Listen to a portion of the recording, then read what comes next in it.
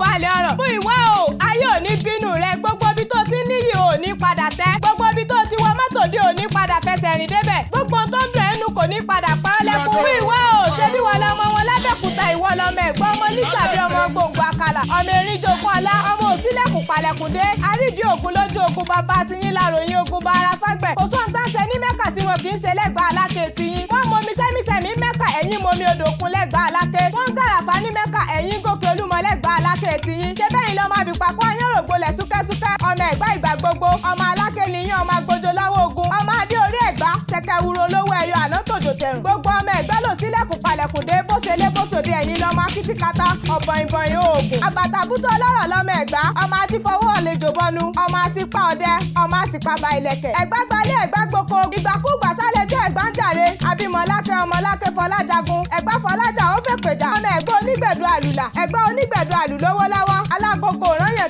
tán. Abímọlákẹ́ ó gbó lẹ́nu bíi jẹjẹ. Abímọ nígbàkúdà ó gbó lẹ́nu bíi ọ̀jẹ̀. Àṣàkẹ́ Alóyin lóhùn lórúkọ tèmi jẹ́ o. Happy birthday to you, Mr. Múyìwá Adémọ́lá.